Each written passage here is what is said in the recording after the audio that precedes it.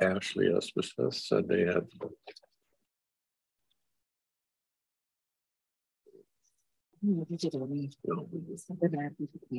Okay, we'll get started. Before we call the meeting to order, just a note that we are live streamed and all that, so be aware of that. If you have something to say during open forum or during the meeting, please come up to the podium so everybody that's at home can also hear. So with that, we'll call the meeting to order and rise for the pledge.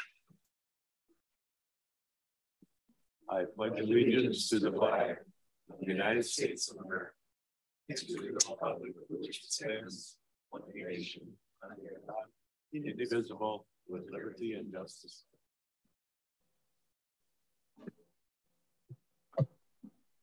And welcome everyone to this wonderful day. Truly a blessing when it's the 1st of November and we have a day like this. It's time for public forum. If anybody wishes to speak, now is your time. See everybody scrambling to the microphone. But we will move on to the agenda.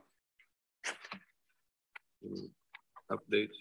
Mr. Chair, members of the board, there is one addition to item 4F, promotion from part-time to full-time for 2 correction officers. The consent agenda number 4F. Yep. I'll move, Mr. Chair, as amended. All right. A second. Got a motion by Ludwig, second by Lovgren to adopt the agenda with the change. Any discussion? If not, all in favor say aye. Aye. Opposed?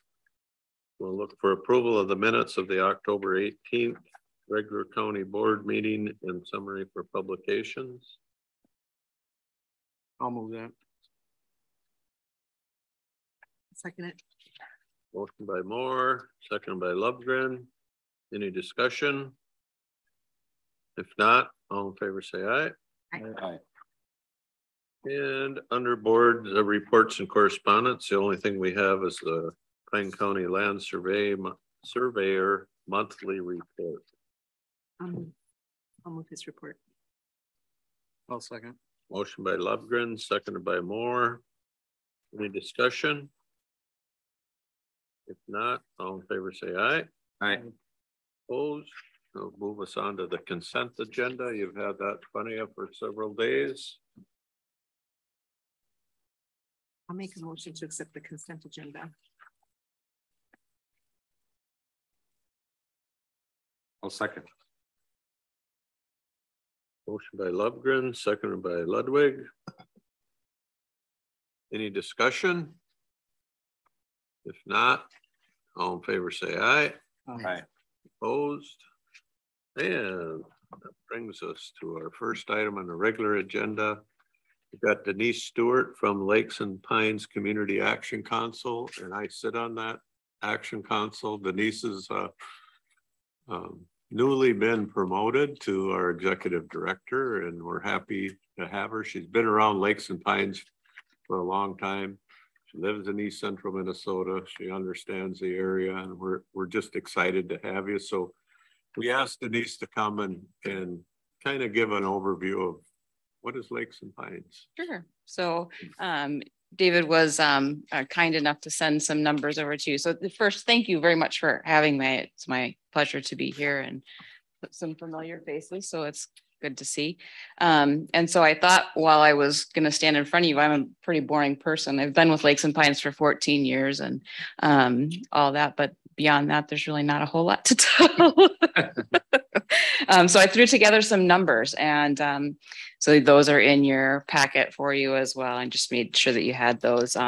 So Lakes and Pines provides programs in 7 counties through East Central Minnesota, and Pine County being one of them, that helps support low-income residents in their efforts to be more self-sufficient. And so we partner actually with Pine County quite a bit.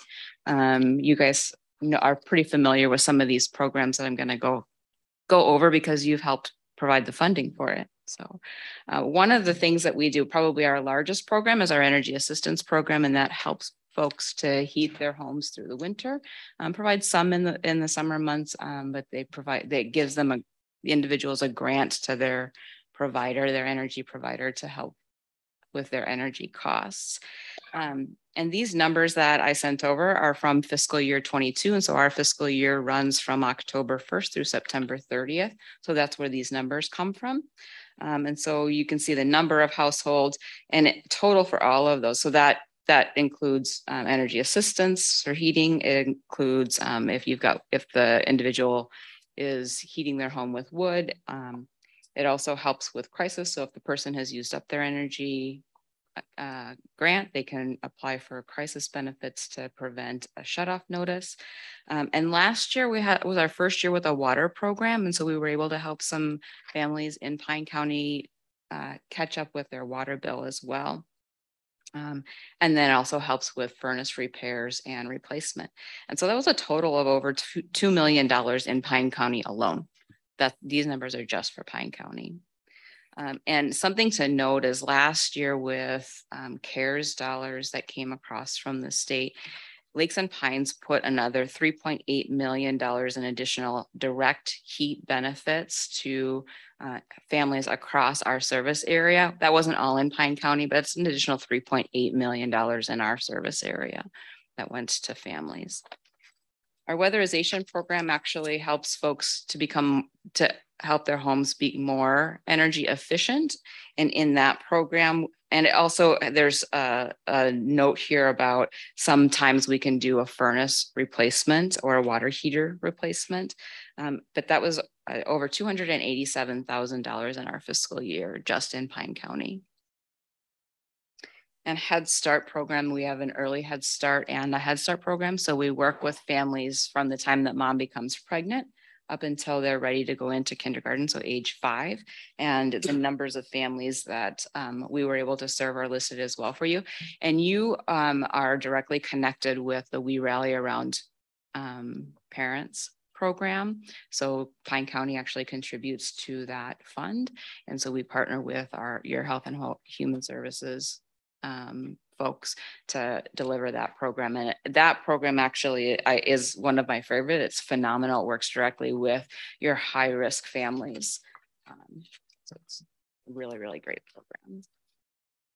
Housing rehabilitation, you're probably all more familiar with that program than any other.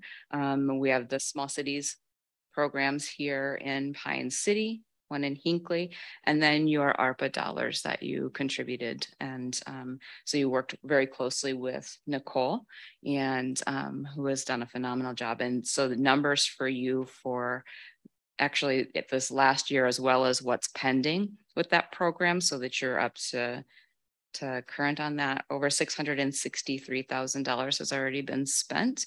And there are still 27 projects in the works that are yet to be completed with those programs. In our community services programs, that's the kind of the office that we have that kind of encompasses everything except for energy assistance, weatherization, and Head Start, right? So we have our housing and our senior services and those types of programs. And there's some numbers there for how many households we were able to help in Pine County with those funds. And I just wanted to note that we had 175 individuals from Pine County contact us for emergency housing in the last fiscal year, just from Pine County. And we were able to spend over $154,000 in housing funds. I can tell you those 175 people who contacted us probably didn't all get direct service for one reason or another, but there are 175 people from Pine County who contacted us for housing services because of homelessness or the risk of homelessness. I'm happy to answer any questions if anyone has any.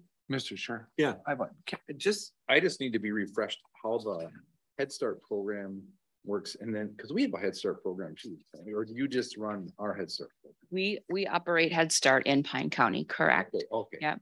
And so we don't operate a separate one. No, and we have a number of options in Pine County. So we have Child Care Center. We work with Pine Tech over at Pine Children's there. We have some in-home providers as well as home-based, where we would actually send our home visitors into the family's home and work one-on-one with the parents and their child. Thank you. Mhm.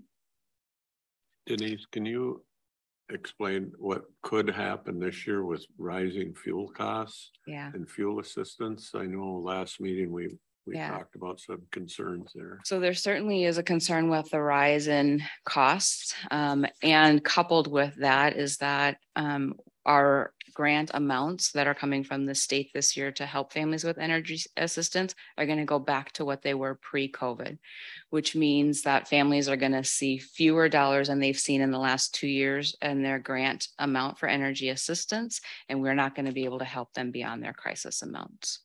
There won't be any additional funds. So, and it's going to be a big drop. Last year, they were able to receive quite a bit of funds, $2,000 to $3,000 just in crisis alone.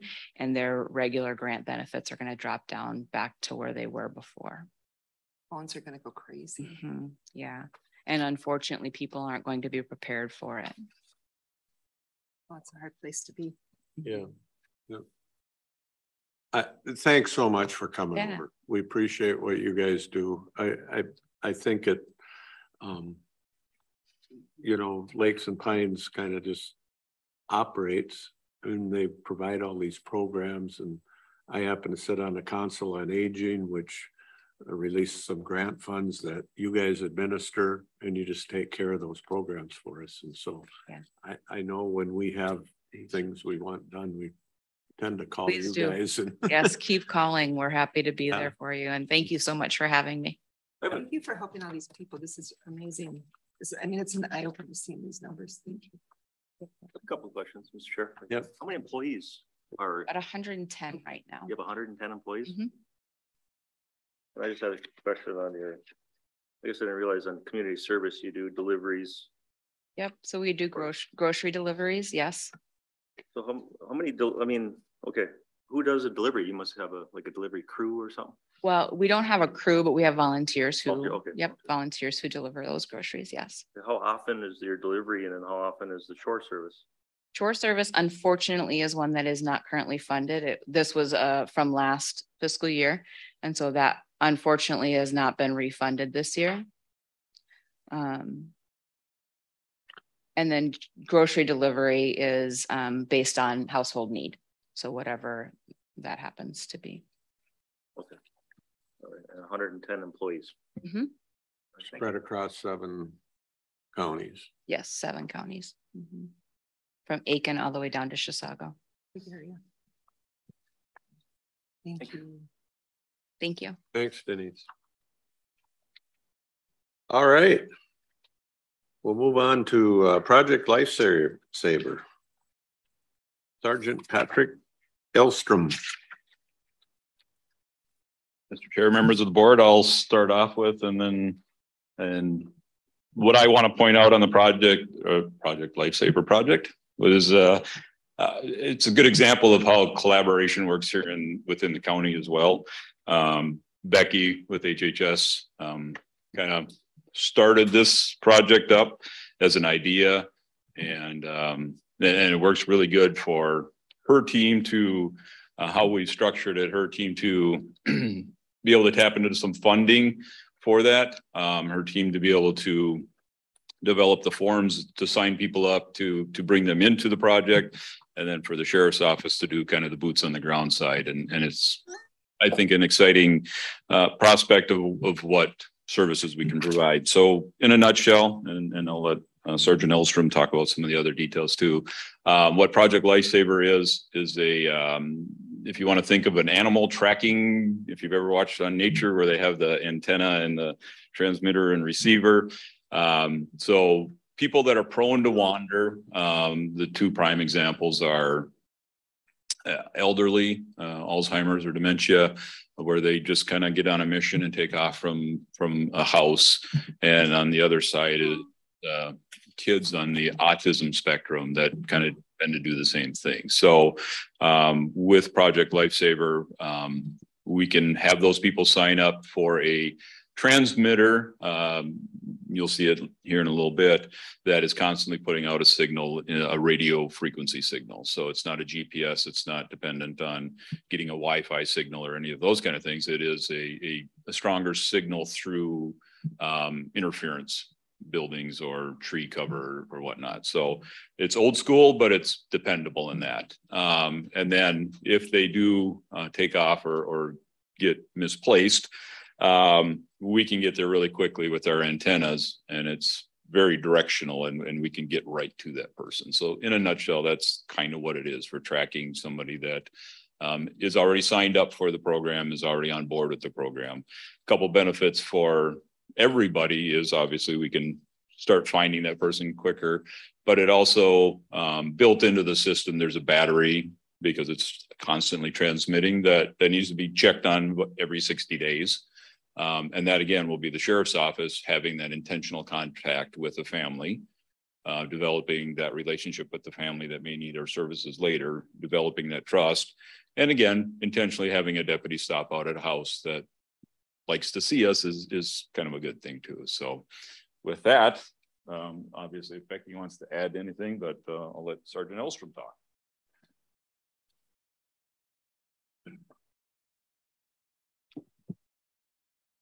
Again, thank you guys for having us this morning. To kind of frame this a little bit, the Alzheimer's Association estimates that there's 5.8 million Alzheimer's patients in the US currently. By the year 2050, they're estimating that's going to be at 14 million. That's currently 10% of the population of those that are 65 plus. Sorry, I'll stay a little closer to the mic here. Of that, 59% are going to wander. That's equates out to about 36,000 patients every year. In Pine County, we've been very lucky with our volunteer fire departments, with our deputies responding very quickly to these events, that we've had good outcomes so far. This is going to be a fantastic tool to add to our toolbox of our ability to respond to these incidences. From a search and rescue aspect, you look at after 24 hours, up to 61% will be severely injured or dead. So in this type of response, a 24-hour response is that golden window. And most, but not all, will wander and will be found within 1 mile of their last point seen. Most will wander until they stop because they're injured, they're exhausted, or simply cannot move physically beyond. They've run into literally like a corner, and there's a mission that they're on that they're trying to get to. So it becomes a more difficult response for search and rescue as we try and profile and figure out where our subject is going to.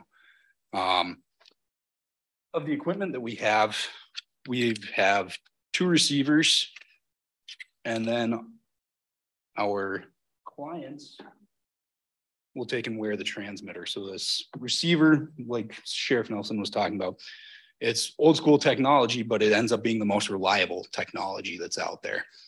The transmitter is worn by our client. And there's a 60-day battery in here. The family member or caretaker needs to check it daily to make sure that it is actually transmitting. Because if they do wander, they need to call us within 5 minutes. So that's a quick run around the house, quick check in around the yard, make sure that that they're not right close by, but then call us, because then we need to get there as quick as possible. When we're facing in the direction of our client with this on, that's the noise that you're going to hear. If you are facing in an off direction, you're just not going to get anything for a noise. About 3/4 of a mile for ideal, up to 1.5 miles on what the range is of this. Your average person can walk about 4 miles an hour. So again, time is of the essence on these incidences. If they do take and wander outside of that range, we also then have a secondary antenna that we can hook up to the top of a squad car, drive into the point where we find and pick up signal, then use the handheld model to take and zone in on where that individual is. So again, it's, I think, a great tool for us because we've been very lucky, and I think everybody nowadays has a family member, a loved one, somebody that's impacted via either Alzheimer's, dementia, or autism. So we're looking forward to being able to have some clients that actually have it. So we're trying to get the word out to those that have family members, loved ones, acquaintances that need something like this, because there's 4 of us sergeants and the sheriff that went through the train the trainer program on this, and we're looking forward to having that additional tool for us. Yes. So if we have a family member, do we just contact the sheriff's office to get one of those? If you contact the sheriff's office, we can get you in touch with the right people being Becky over here. Okay, I say if we know how to get a hold of her. so I say, I don't know if Becky wanted to say a little bit on the funding sign up side of things here. Will do. First of all, huge thanks to the Sheriff's Office and Sergeant Elstrom. They've done a great job getting trained. I really appreciate the collaboration, because I think this is an exciting program that can potentially save lives and prevent tragic outcomes. So it's just a great tool. I have HHS Officer Manager Sandra Olson with me, and with her help, developed some brochures specific to Pine County, so people can get in touch with me. Ryan Findell was excellent and helpful in setting up an email account for Project Lifesaver, so people can email Project Lifesaver at co.pine. We also have brochures, and if you're interested in taking a brochure with you today, we can make that happen. And the reason why we're involved is just we have some funding. We can tap into different programs so that it doesn't have to be a financial barrier for anybody who is eligible and wants to sign up. Mr. Yeah. So is it a permanent attachment once it's on, or can they take it off? So this inside of the little plastic box here is the actual transmitter, and then a battery. It's kind of in essence like an oversized watch battery. These bands can be customizable, because especially on the autism spectrum, touch sensation can be a real trigger for some of those clients. So there are other types of bands, whether it be leather or nylon based. This is primarily the base model that takes and has, we can pass it around here. Can they take it off though, is what I'm getting at. They are not to take it off. So if they do take it off, the caregiver needs to take and contact us so we can take and reattach a new band. It's similar to the fair rides when you're little, of the clamps on there, and the only way to get it off then at that point is to cut it. And that's part of that 60-day check-in that one of our deputies would do, of come out to be able to change out the battery, inspect the unit. If the caregiver notices that like the unit itself is cracked, they need to take and contact us so that we can come out and service that unit. As it sits, when it's put together, it's water resistant. We all know that we can overcome water resistance easy enough. But like I said, that's part of kind of the daily inspection of it. And then when we come out and change out batteries, we do a little more of a full inspection on that unit. There's a rubber gasket that goes in there that we swap out each time, as well as then some liquid gasket that goes into it. And again, that's a 60-day battery. So that involves us getting that FaceTime also with the client. And for those on the autism spectrum, that's a good chance for us law enforcement wise to get some interaction with that individual. So thinking of me, I'm a fidgeter and I play with things, which is why I don't wear things. So I would probably play with that until I got it off. How easy would it be for me to take? I think that's kind of where you were going. How easy would it be for me to take that off? So what we've been told in our training was that's more so on the autism spectrum, that you'll see that like fidgeting to the point of breaking it off. At that time, it's a good time to use it as an ankle. Okay. Or an anklet instead of bracelet. And again, those with also some of the touch stimulus sensitivities, ankle ends up being easier than what wrist does. But especially, yes, if you got somebody that's gonna have a tendency to fidget with it, ankle placement is better. Well, there's options. That's awesome. And again, there's more of a nylon band. There's some leather bands. There's different colors to try and make it a little more personalized rather than being just kind of such a sterile thing on their wrist. But the only thing that's really not changeable is the little plastic unit itself, because that contains then the transmitter, the battery, kind of the important parts for us. And then each one of those transmitters is on its own separate frequency that we take and can dial in on our receiver. And that's how then we kind of zone into that individual, rather than if we had 50 clients all being on the same band, we could end up going to 50 different places trying to find the same person. But so the number of people is almost unlimited. That you could... Wait, I say, so if you got to a point where if you ran out of frequencies, then they ask that it's not within 10 miles. Okay. So if you had to reuse a frequency, they just ask that those two clients be at least 10 miles apart from each other. Do we have any idea how many might be deployed in the first year or so? Or at this point, I haven't heard of anything for any sort of. No, and we're kind of in motion mode now. So I think there's been some people that have expressed interest. We don't have anyone signed up yet. And that's, again, part of the reason coming here is get the word out and make sure we can promote that far and wide. I've talked to other counties that have been using it, and that's kind of, ride that up and down where, they might have one on it or they might have 5 on it within a year change. Come and go from the program and right. And that kind of stuff. So it's hard to say right now. But if it's one and it saves one life, exactly. It's a good thing. But even the cost of a search, if it goes for a few days, we've had them go for days, that's expensive. It is such a worry for a family. Yes, it is. I mean, it is. We've lived through it. So I appreciate the work you're doing. Well, that's one thing at community fair that we were out at earlier, promoting this of individual that has a family member, his wife, that I think we hope he signs up because she'd be a great candidate for it. And that was the thing of him talking about that his sleep schedule even is very broken just because he has to be trying to check up and make sure that his wife is not wandering. Again, a little peace of mind for family members that if they have this, if it does happen, that we've got another tool to be able to try and help them out. It's not expensive. No, and as Becky said, there's options out there as well. We don't want cost to be something that inhibits people from getting this, because again, phenomenal tool on our end as deputies. Of the average is roughly about an hour in finding someone, versus as Commissioner Ludwig referenced, of there's been days, weeks, and again, that 24-hour golden window is really our core response time to be able to find somebody and be able to help them before it turns bad.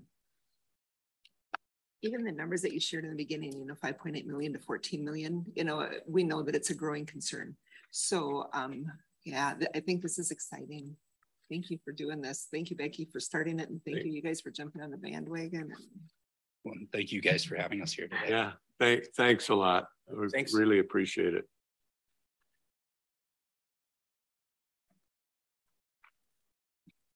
Yeah.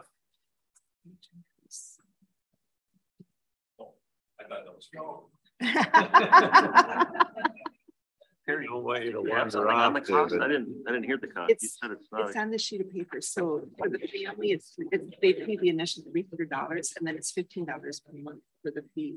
I got a lady in our neighborhood that wandered off in a artistic person. Oh, this would be fun. Which project? Okay, got it. If anyone wants to have a family come talk to us about it, we'll gladly. Thank you. Demos, and Thank if you. you guys want a more in-depth demo, we can do that. Yes. Thank you. Thank you. Here. Well, that was awesome. Let's move on to a marketing proposal. David will talk. Leslie's gonna Or Leslie's gonna. carry this one. Hey, Morning. Good morning. I'm Leslie Sauter, your Economic Development Coordinator. I think I drew the short straw because I'm working on this project with two other staff. Both Jen and Ryan are involved in this. But a while back during 2021, we allocated a little bit of money from the American Rescue Plan Act for marketing. And the thought process was that our tourism industry was significantly impacted by the pandemic, and what can we do to help them out? And as things kind of trucked along, we realized that there's a big workforce shortage, and a lot of economic development activities are shifting to resident recruitment, resident attraction, kind of keeping people that live here to start working here. With rising gas prices, there's some marketing efforts around that. As a county organization, we kind of looked at our own logo and thought it was a bit boring, for lack of a better description. I mean, it's a beautiful outline of our county with some pine trees, but what does Pine County mean? What actually encompasses who we are and what we stand for? So an RFP was published this summer to find a marketing consultant to guide us through that. And the RFP we put out was asking not only for a new logo, but also some branding, a slogan or an elevator pitch that gives us a very good statement about what it means to live, work, and play in Pine County. We had at least, I want to say 5, 6, 7, 8, 9, 10 proposals come in. All very good proposals. We had our work cut out for us. We scored them between the three of us, met a few times to discuss the pros and cons, looked at their experience working in rural areas, looked at their experience working with government organizations, looked at their experience working with large geographic areas. We nailed it down to about 5 top finalists, and we interviewed them in a flurry one morning on a Friday. I made it very quick. We had 5 questions and figured out kind of who our top candidate was. And that is who we're presenting to you today. We really liked Civic Brand's proposal. We liked that they have experience working in greater Minnesota. We also felt that their timeline, their price point, as well as their compatibility with our team would make for a very good project. And at the end, we will have more than just a fancy logo for on top of letterhead. We will hopefully have a Pine County brand that can be shared across the county, that can be integrated into our communities, that tells our story. And if anything, blends, the north to the south and makes it one cohesive brand and logo. The other thought process was that this seemed to fit well with our personnel committee, because there is that workforce component and that attraction piece. So that is our other ask, is first to be able to execute a contract with Civic Brand, as well as push it on to the personnel committee, so we don't have to bear all that responsibility. Any questions, comments? I got a question. Yep. You said, so you're changing everything, the letterhead, meaning like on any kind of correspondence, everything is going to go? We kind of like to, yeah. Oh. Yep. What do you, Something that can be resized and replicated a little easier. We're struggling right now with the current files with being able to replicate it onto shirts and various things. Yeah. And then links and all that's going to change too. The links in this page. The links. Yeah, is it going to be on the home page in the county then, or how's that? Yeah. So our website was updated a few years ago. We get another kind of revamp where we can, just basically tweak it, and we'll have a new template. But yes, we would integrate this new logo and the branding into that website revamp, because it's free. So we're kind of trying to meld these together so that as this new logo and brand comes forward, we can blend it into the website and kind of put our best foot forward. So I had only been here for a very short time when we got this logo. That was a long time ago. long time ago. So it's good to see that it's getting updated and made more current for the times. Yeah. We need to go. And from my perspective, I'd go to other county pages which share some characteristics. So like Otter Tail County, they've done this, and Find Your Inner Otter is kind of their thing, and how they play on that tourism thing. We don't necessarily want to copy them, but that is what we struggle with internally here, is like, who are we? I mean, we say Pine County, we throw a couple pine trees on it, but that doesn't talk about our culture. It doesn't talk about what we're trying to do here. So that's that's that next step is, I know we also played around with creating a new logo on our own and just couldn't quite get there to encapsulate what our community stands for and what our logo should be. So wide. Yeah, it's a lot of work. Yeah.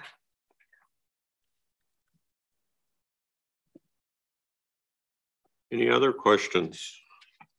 Anybody want to move this forward? I will move this forward.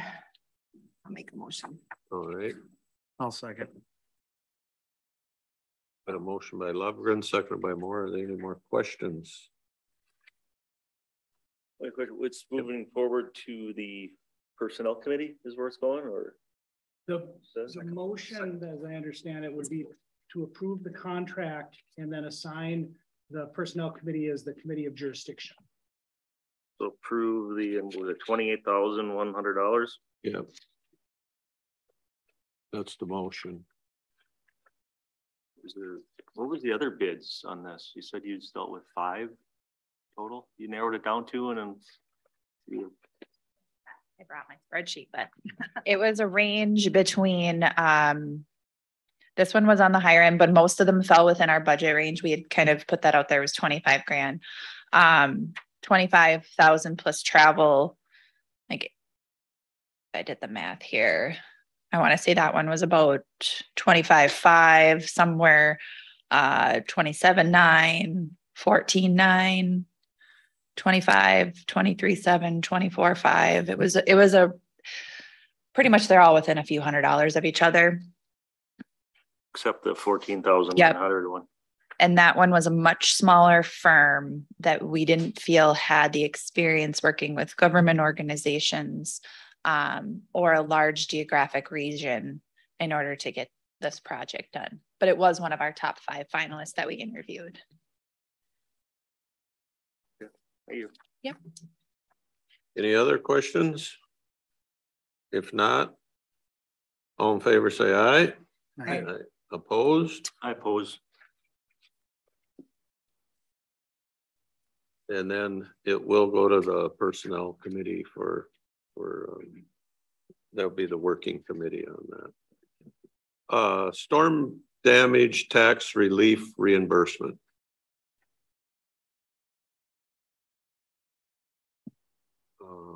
Thank you, Mr. Chair, members of the board.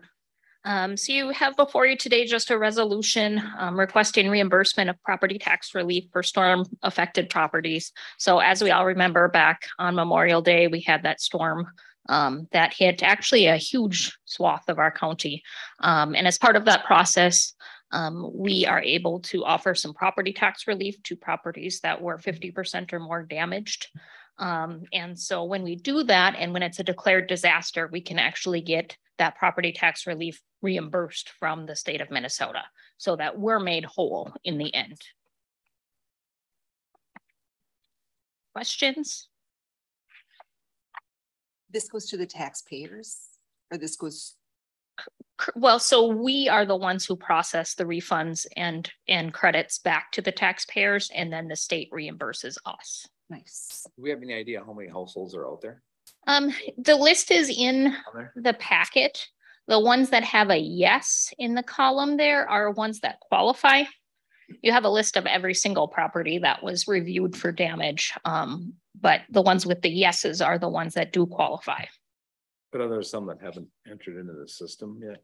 So we think with help of the sheriff's office, we think that we've captured everyone who had damage. Okay.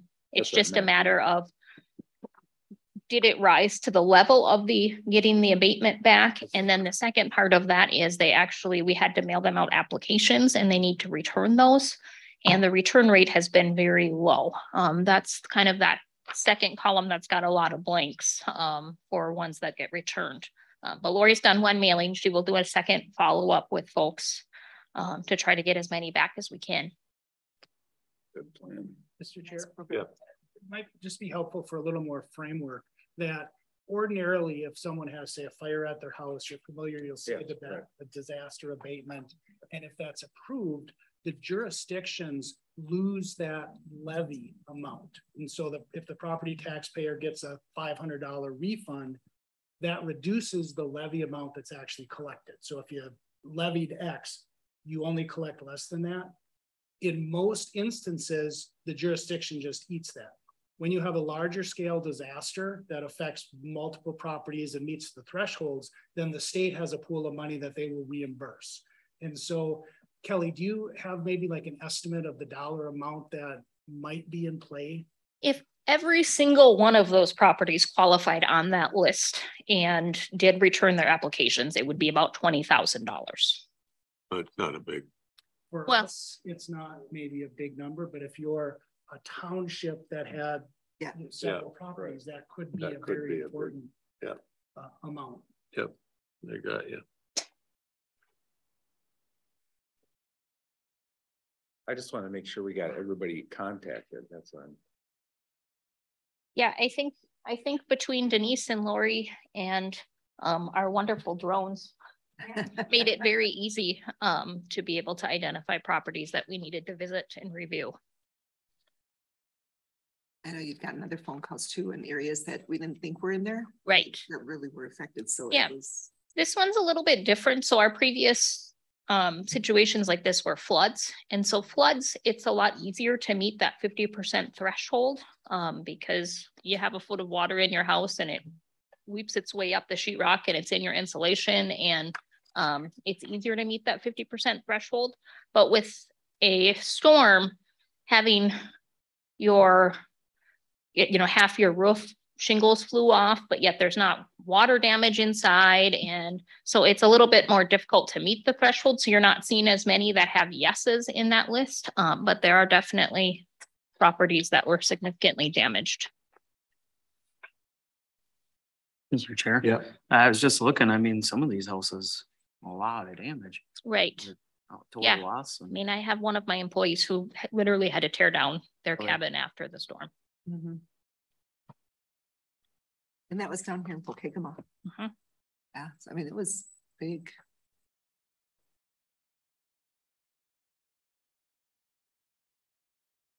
So I'll move that okay. resolution 2022-54. I'll second. Motion by Ludwig, second by Waldham. Any discussion? Questions? If not, all in favor say aye. Aye.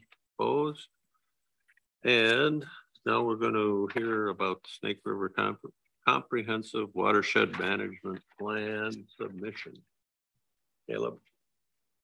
Good morning. Good morning. Mr. Chair, members of the board. I'm Caleb Anderson, the Land and Resources Manager for Pine County. So we are nearing the end of the Snake River Comprehensive Watershed Management Plan. We've had a final draft that came before several of the boards that participate in the watershed planning. You all reviewed that on October 18th. And I believe 5 of the 8 participating entities, counties and SWCDs, did approve that language. But then there was a committee meeting of the policy committee where there was a vote to make some more edits, particularly regarding the acknowledgement of the Mille Lacs Band of Ojibwe within the plan. So there was a formal motion and a change to the language that was provided in the staff report. It basically comes down to, there were 2 sentences and now there are 1, and that one's been edited. But there's clearly there's a lawsuit in one of the counties related to land ownership, and there's just some sensitivity to the whole thing. So we have a revised plan with only 2 sentences changed that we are asking for you to consider approval of, submission to Bowser. So then Bowser will review the plan and approve or provide comments of denial. And the issue stems from the fact that in our initial draft, Bowser had said that the lack of language about Mille Lacs Band of Ojibwe did not meet statutory requirements for the plan.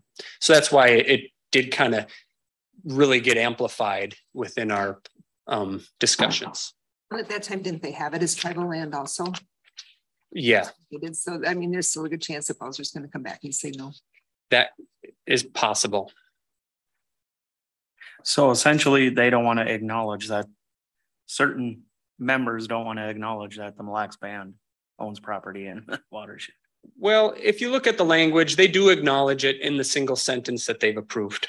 So I guess, you know, but we had the conversation about, we don't know for sure whether this will meet statutory requirements in Bowser's opinion or not, but we'll just have to ride the wave and see if we can get to the goal line.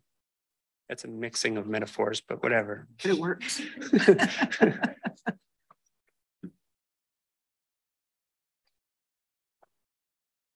Do we need to talk about this organizational? And also? Sure. Yes.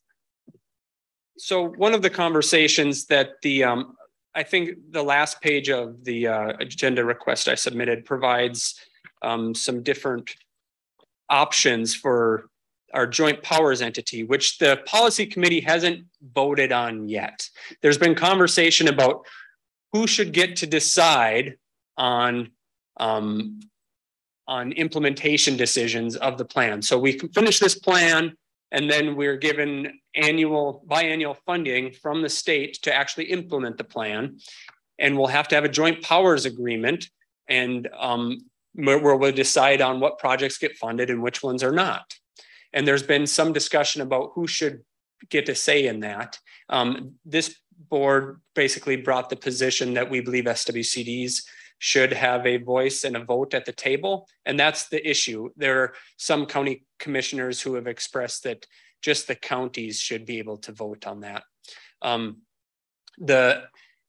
The policy from Bowser is that SWCDs are basically have equal rights to the funding, and therefore would have equal say in it, unless we voted locally to do it differently.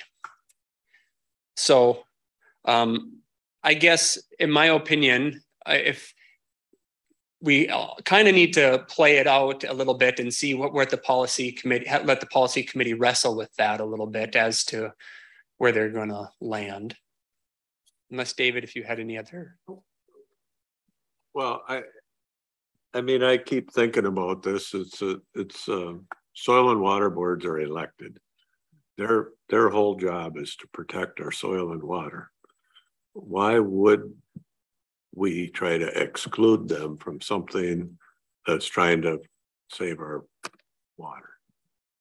I mean, I think that's my position, and I have a hard time being convinced that that's not the direction we should continue to look towards. They did kind of do a poll at the meeting, and that's what I stated, was that that's where our board was at, was that we wanted all 8 or possibly the 9, but not just the 4 voting members. So yeah, I think this board has given direction that the preferences for SWCs these to be voting members in the policy committee. I think every other One Watershed One plan has SWCDs as voting members, so that would be standard. Terry, you raised the question about the 9th member, and I think that's worth acknowledging. And I don't think the Snake River group has discussed that, but just thinking about this, it seems the Snake River Watershed Management Board, the 4 counties, does not have an interest that's separate from each county that's a member of the board.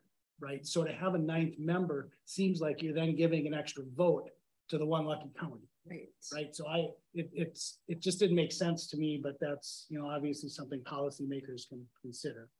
Well, that's part of number 1. So yeah.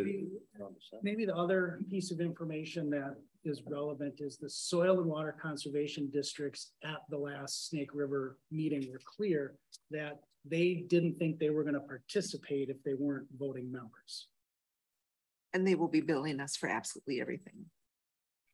Yeah, which they should. Yeah, I mean, I don't get it. They're elected. Isn't it part of the state law that they have to be or not? Yes. So Bowser has said they'll only provide that implementation funding if they're confident that the partnership will be successful in executing the plan. So they would entertain the concept if we had subcontracts with the SWCDs. But if that was absent, so and then the SWCDs would need to consent to that. So if that was absent and it was just counties trying to implement a watershed plan, that Bowser will likely say, you guys don't do this type of work. Why? We're not going to put this money into this. I sit on the watershed one plan for the Lower St. Croix, and we've had action plans now, and I can't imagine not having the soil and water people sitting there, because that's who, it's like listening to E.F. Hutton. When there's a question, that's who you turn to. They're the field experts. Mr. Chair, members of the board, if you wanted one more issue that might come up, the 4 partners in the Snake River Watershed Management Board, the 1993 joint powers, all contribute money on an annual basis. Pine County's amount is just shy of $10,000. A question might be asked of what happens to that money if the structure is something other than the 4 counties being the voting partners. And so that's just something for me to have to be aware of. Early in this conversation, we did talk about that a couple of years ago, and I used to be on this board. Fortunate Terry took it over. I jumped in there, but I had no idea this was going to happen, so I apologize. But we talked about that, and that our $9,000 whatever $10,000 was going to go away because Bowser was going to fund this at a level that we didn't need to do it, and that Snake River Management Watershed Board was going to morph into this. So we weren't going to have 2 separate boards. That was kind of the key to that. And essentially what that was paying for was the administration. Canaba County was being the fiscal agent. Was the water plan. It was all part of that too. Yeah. The county boards say, we're not going to do this. We'll delegate it to the SWCDs is the way I remember when I was on the local board here. But this was for the Snake River water. I know, but that I'm going past that. That's how the dollars and all that ended up there, because the county, it doesn't want to be doing that. What I find extremely interesting and disappointing is the Snake River Watershed Management Board in 1993 essentially was one watershed, one plan. It was just the very, very early stages of it. So when this all came about, it was like, this is easy. I mean, we're doing it every day.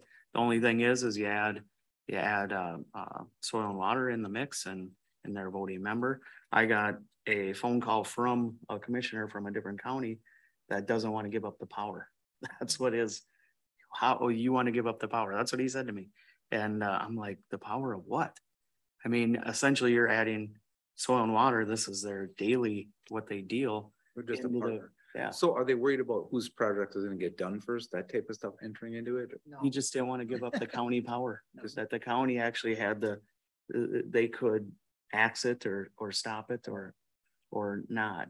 And this is all like you put the budget way ahead of time on what you're going to spend the money on and what you're going to do. So it ain't like all of a sudden soil and water are going to buy new vehicles for themselves out of this.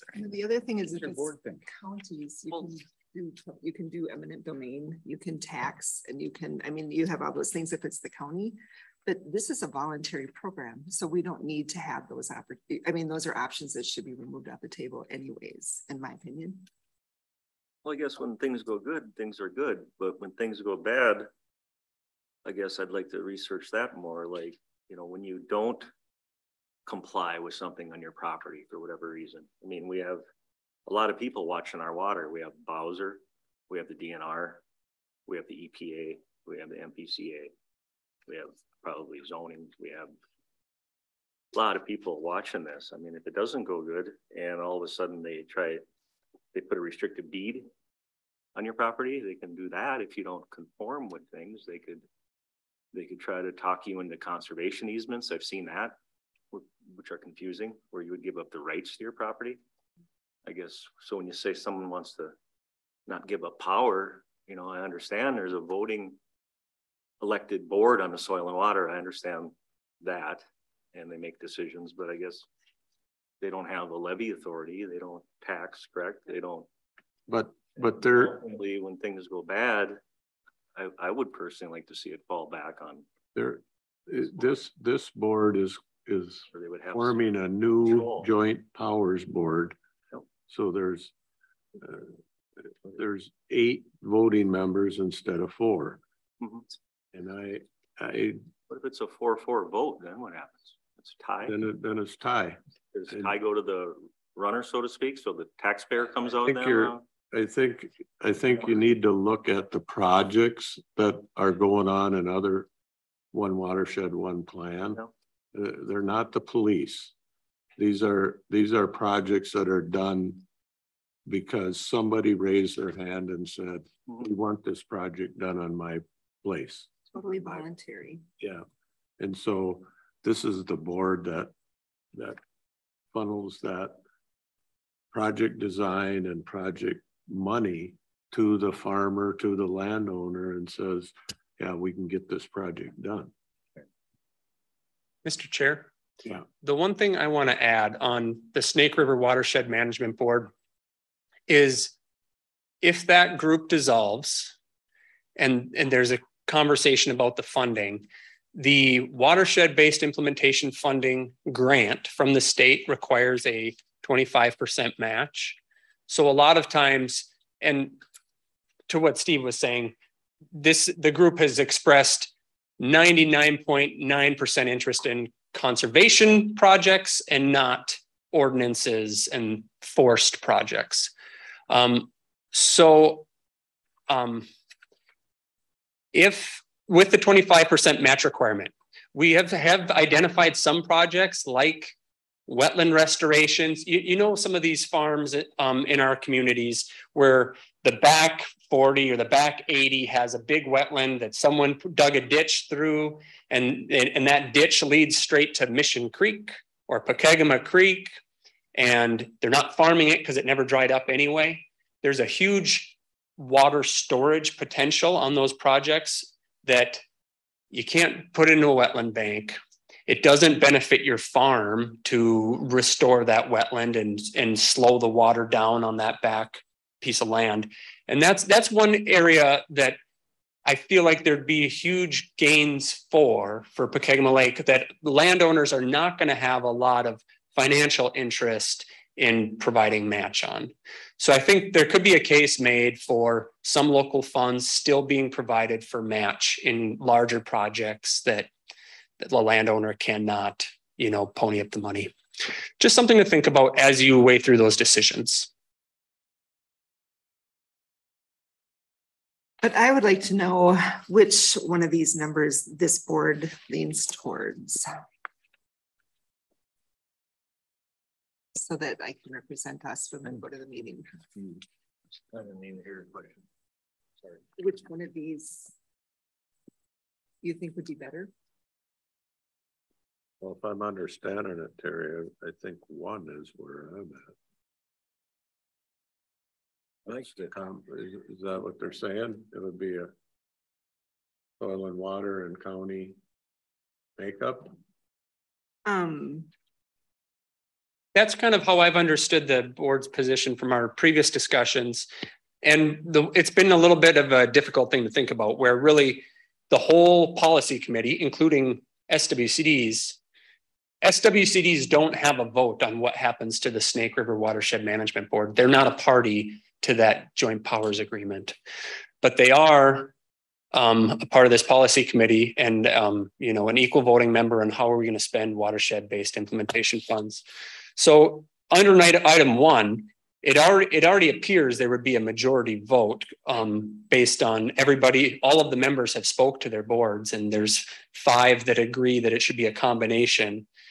So I guess if there are counties that don't agree with that, either they would not have to join the joint powers agreement, or if the SWCDs really wanted to delegate all the authority to the counties, they could do that under number 3.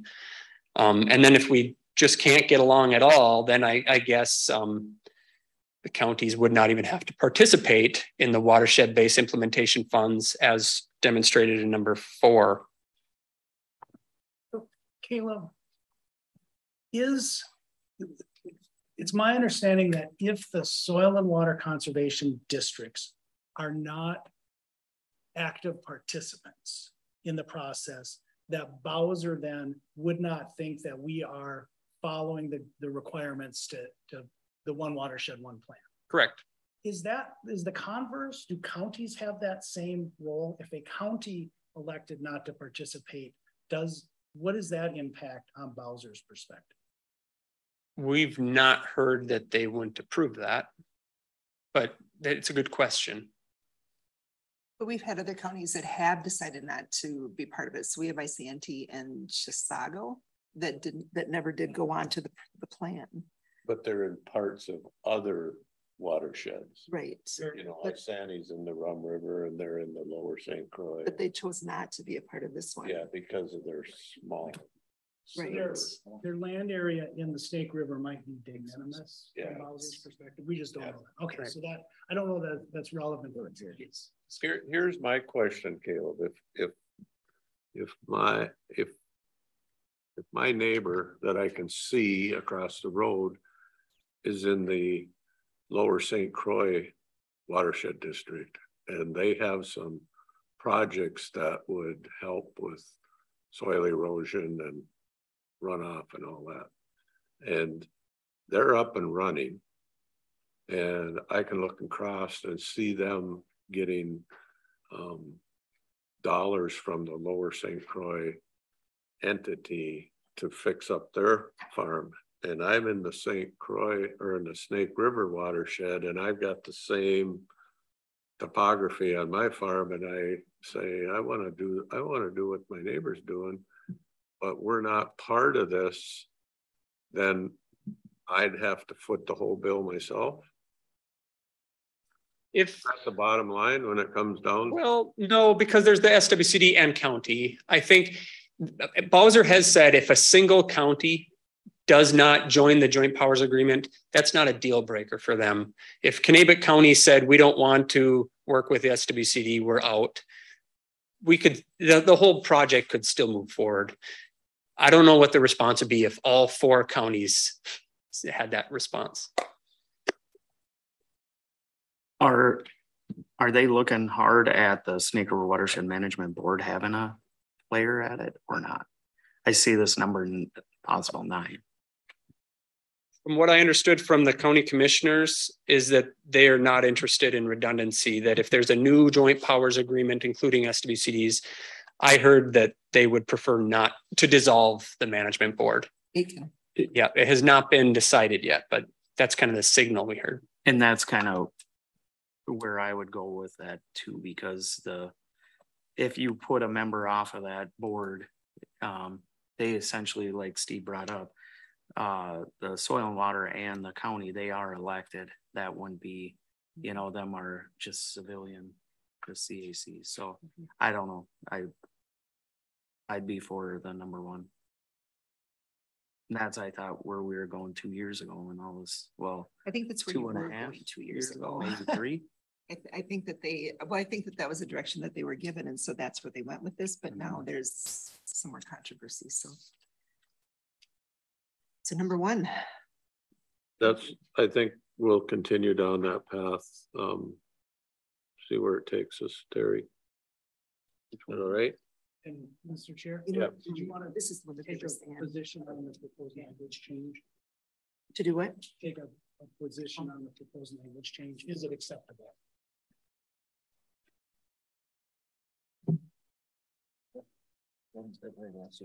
Well, I voted no on this one, because I still don't think it's the best, but I think that at this point, it's the only way it's going to get passed. But I have a feeling it's going to come back from Bowser. That's just where I'm at with it. The one thing I'd point out is that the memorandum of agreement that we're doing the planning under requires this to be a unanimous approval to submit it to Bowser. Unanimous on the by all local partners. So every SWCD board and county board will have to vote to submit the plan to Bowser in order for that to happen. So this may come back. It might come back. If one of them says no, yeah. But if all jurisdictions adopt this language change, then that would We be move forward. unanimous consent. Yes. And I think that that's kind of where it was that this would be accepted. And I The think, that- question is if Bowser accepts it, I think Correct. Mr. Chair, compromise is what. right? we have two actions here today, or is just the language the only action? We probably don't have to take any action because we've already given direction. On the language? I think that we need to have a vote on the language. Mr. Chair, We can. I think if you take no action today, the plan would not have the unanimous approval of the Right. members of the policy committee. So that you don't have to take action, but that would be the outcome. And the language changes just the Snake River Watershed Plan Partnership acknowledges that there is tribal land ownership within the Snake River Watershed. That's it. Yep. And it's Yes. removing anything that has to do with the words Mille Lacs Band of And we don't have to decide on the options on the second page. Correct. But you kind of want, well, you have direction, I have directions, so we're good with that. or is that? So I'll make a motion to accept the language acknowledging the tribal land ownership within the Snake River watershed and striking out the Mille Lacs Band of Ojibwe. Not with them. Happy hurt. One second. I will second. Okay. Got a motion by Lovegren, seconded by Moore on the language proposal. Is there any more discussion on that? I do have one. Yep. The same people that don't want to give up the power by allowing the Soil and Water Board to vote are the same people that want to essentially just strike out the Mille Lacs Band of Ojibwe out of this. I mean, they're including them because it is tribal, but this is what you're dealing with. Right. So. I'm confused on that. Yeah. Any other questions? Okay, all in favor, say aye. Aye. Opposed? I am opposed. Mr. Chair, if I could Yes. just make one administrative comment. Caleb, I think when you initially started your presentation, you indicated that the Mille Lacs Band of Mille Lacs County had a lawsuit relating to land ownership. I just want to be sure that the lawsuit may be over a number of things. I don't think it's about land ownership, and I just want to make sure there's nobody in the room Right. or that I apologize for contact. Pine County misunderstands the lawsuit. So it's about, we don't have to define what it's about. They are in court with each other, but it's not about the actual individual ownership of particular parcels. Thank you for that. Thanks, Q. Thanks. Thank you. All right. Correction Officer Dispatch MOU update. So we had met with the union to negotiate some changes to the existing contract relating to pay. The county board had indicated support for those at a closed meeting previously. The union voted last night and approved all three memorandums of agreement. So it would be appropriate for the county commissioners to take action in a public meeting to consider those three memorandums of agreement. And there was one that changed the pay grid by removing step one. There was one that changed or allowed the premium overtime incentive. And then there was one that made some changes to the language in the contract with regard to scheduling and shift bidding of senior correction officers. And number 2 gets phased out if it's staffed up, right? Or it expires 12/31/24, and it would not be needed were we fully staffed. Mm-hmm. And this takes effect the next pay period. The language changes to the contract would take effect immediately, although there are no senior correction officer positions filled yet. The overtime incentive premium would take effect based on Rod Williamson's discretion. He would release that information to his team as to what shifts qualify. And then the pay changes would be effective with start of the next pay period, which is November 6th. I'm glad they took all three.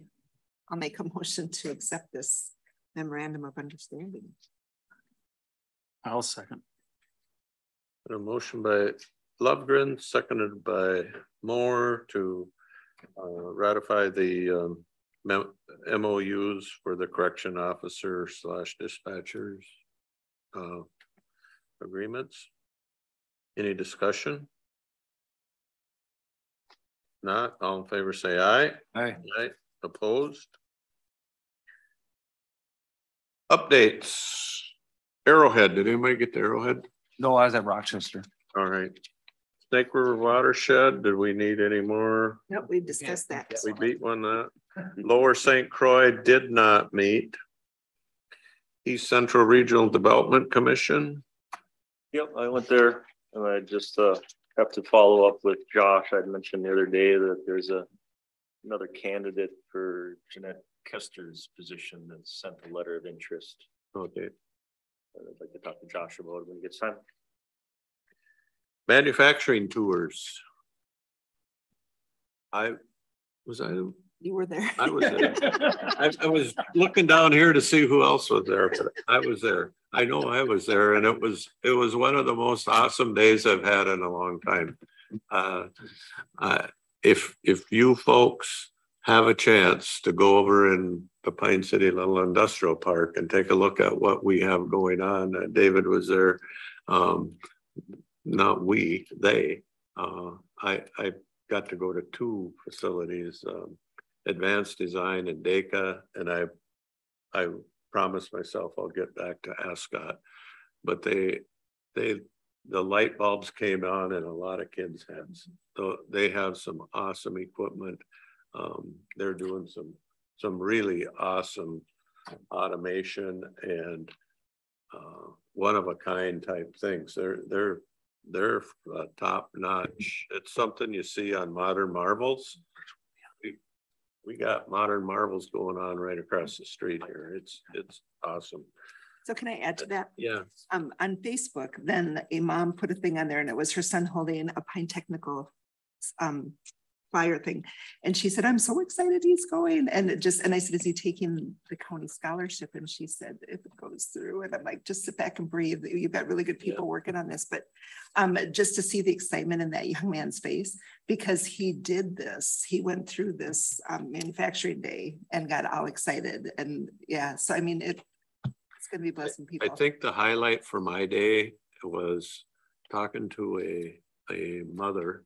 Mm-hmm. Probably my daughter's age. I don't know how old she was, Cass's age or whatever, doesn't matter.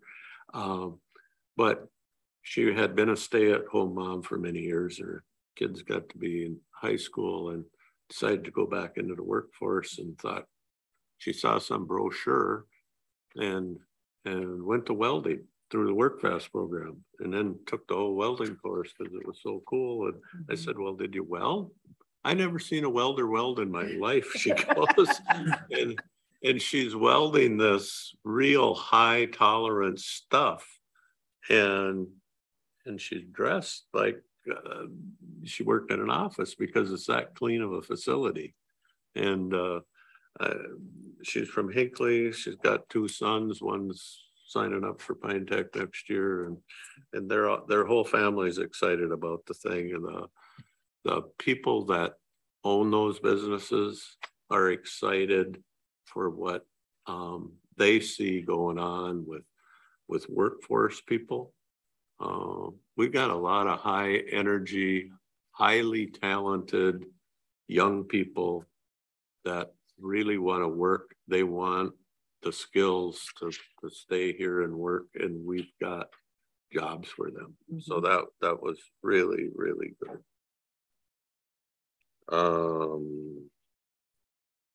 You got anything to add, David? There were 125 students from all 4 high schools that went through that, and it was organized by a pretty diverse partnership. Leslie was a part of that, Central Minnesota Jobs and Training, the Technical College. I think the Chambers of Commerce maybe had some role, but a lot of people, and we had good representation from all the school districts. Healthcare Leader Coalition meeting. It was interesting. So what they did a survey, and it's just in Northern Pine County. And out of the survey that they did, they had 82 community members that did the survey. Their major findings is that we have an issue in food security. And I was thinking about that afterwards, how far people, you know, they were talking about how far people have to drive to get fresh foods. And I was thinking about people that lived way east of Bruno that we used to go to church with, that would go and they would buy their milk and they would throw it in the freezer because there was no way that they could get to a store that often to keep the fresh milk in their house. And just, you know, just thinking about what people have to go through and the space that they have to have. So being able to put together, and the mental and social well-being are the big, and then economic insecurity. And that was brought up over and over last week. Jeff, you talked about it when you did the debate, our workforce insecurities. You guys did it with your tour. Everywhere you go, that's what we're hearing. So I'm really excited about what Pine County is doing to see what we can do to help fix that.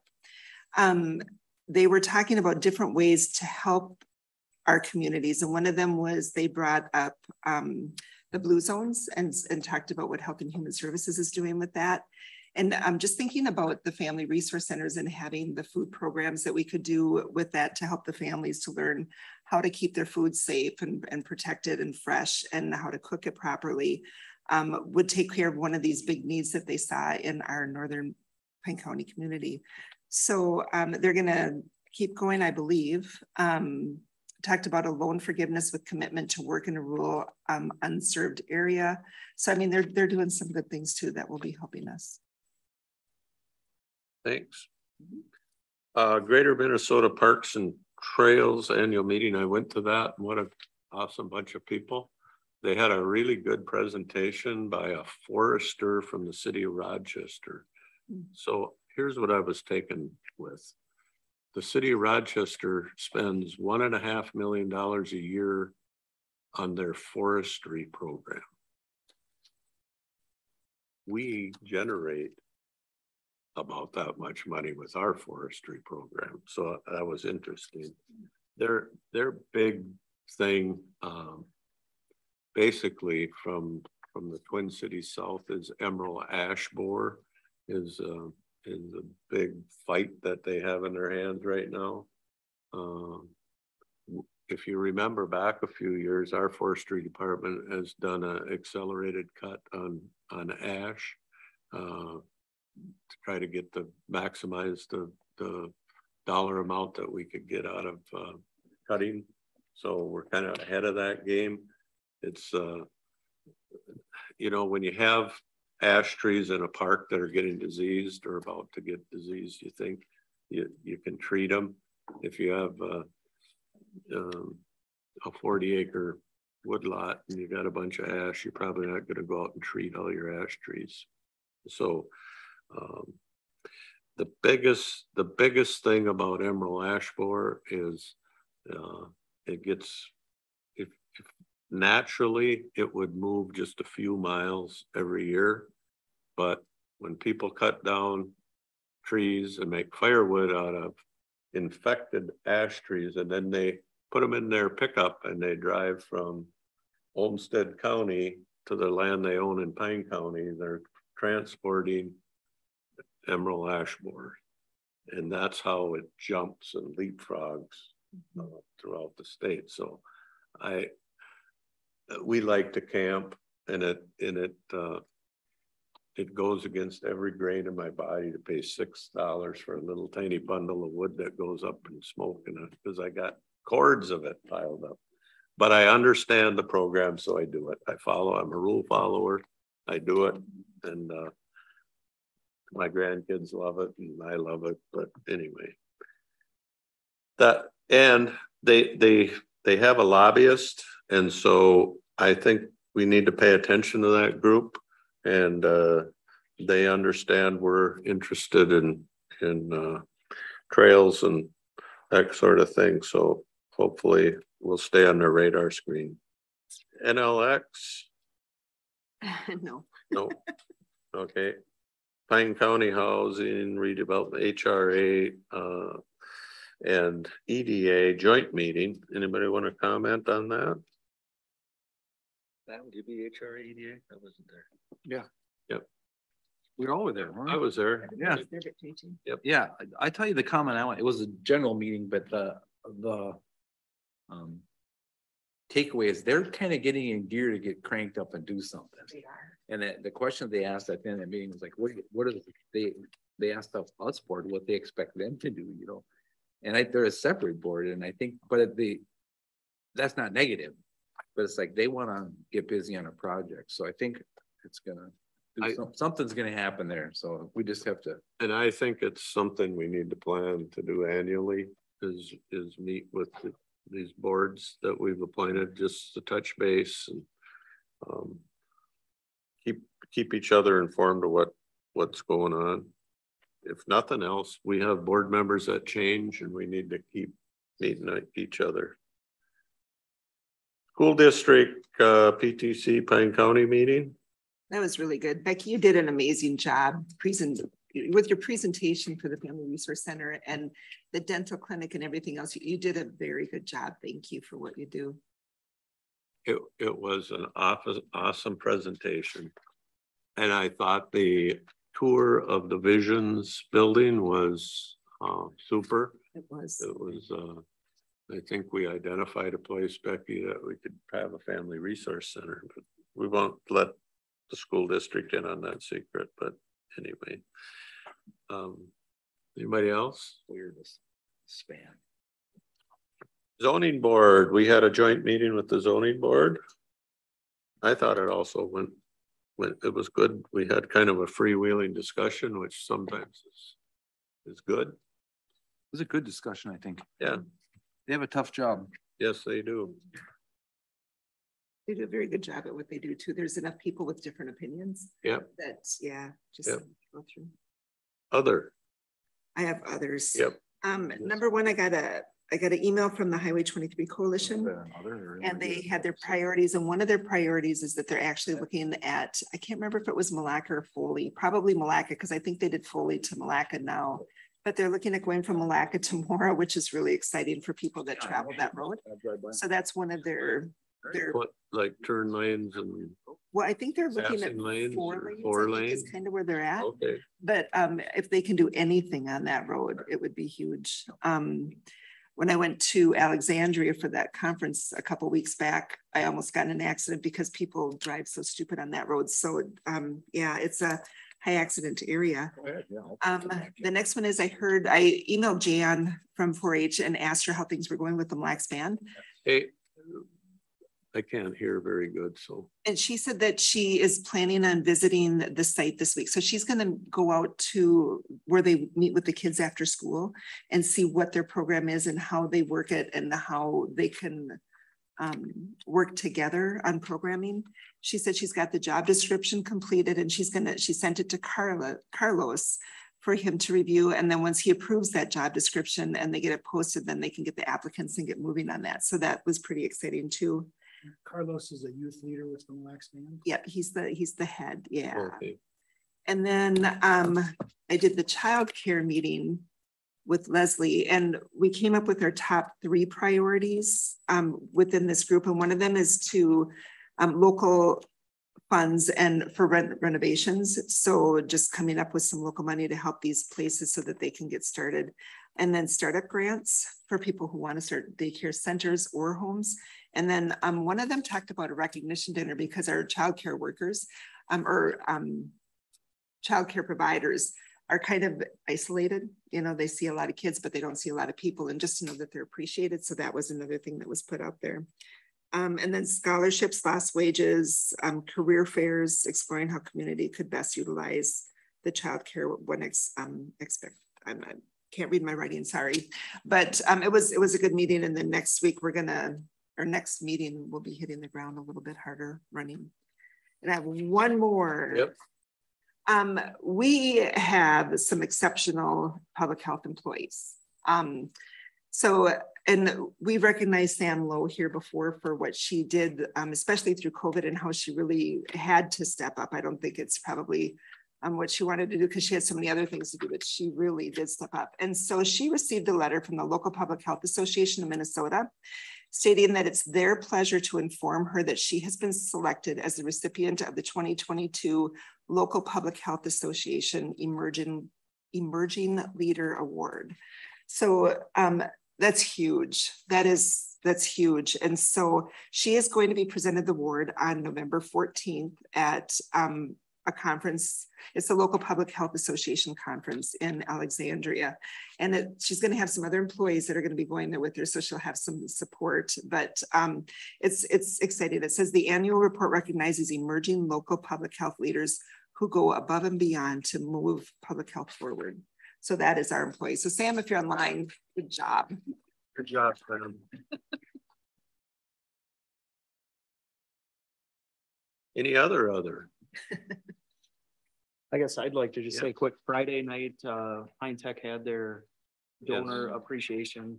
I went, Steve went, Reese was there too.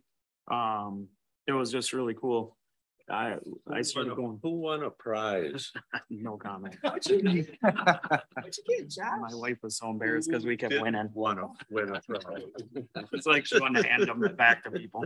But so anyways, though I started going last year. It's really good to see they have kids that have received scholarships and stuff speak and everything like that. So it's a really good event. If you guys get a chance, I'll buy your tickets for you next year. So because they're free. No, because apparently I'm lucky.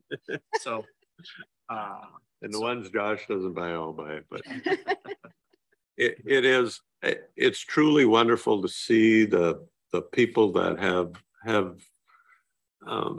apparently done well, spending their money on something that we believe in education. And you know, there's a couple that over the course of the last few years have donated over $100,000 to that scholarship place. And of course, the friends and family is over $250,000 already.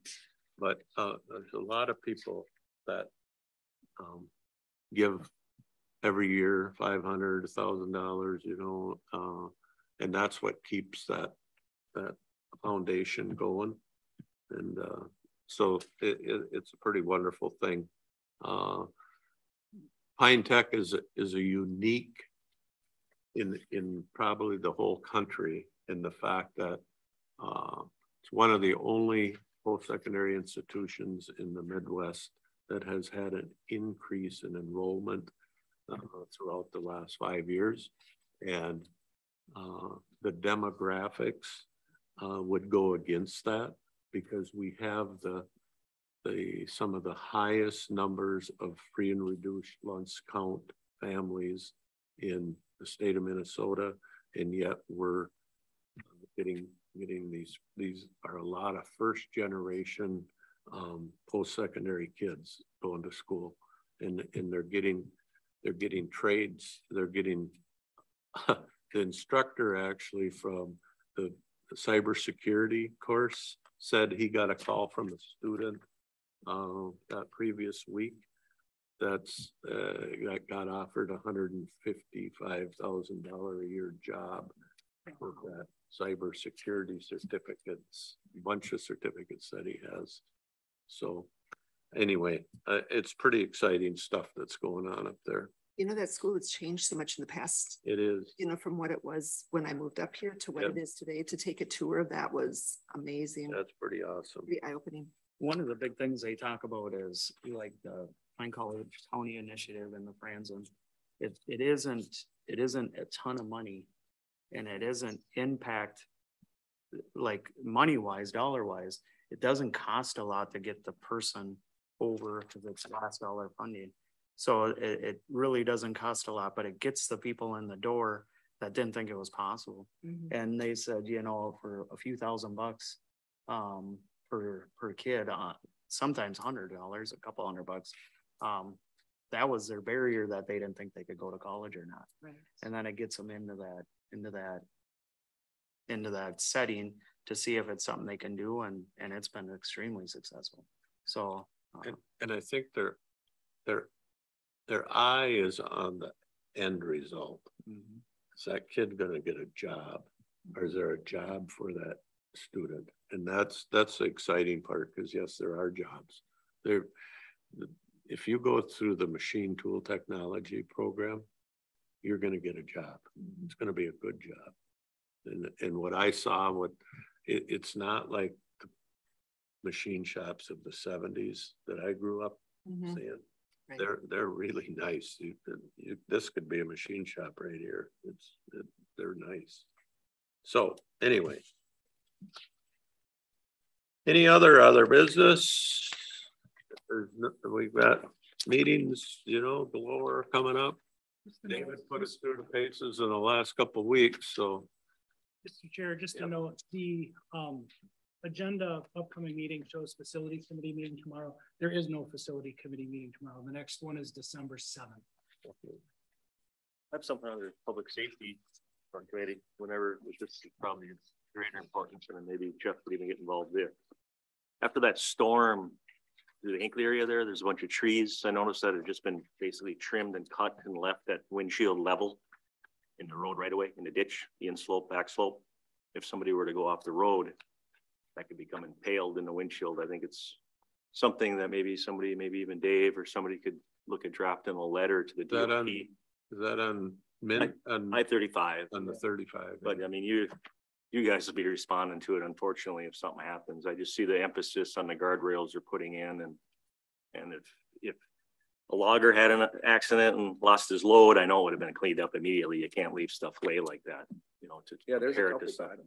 It's bad. If somebody went off, it'd be a tragedy. So I guess if somebody could act on it and contact the DOT, and I mean, it's been since June.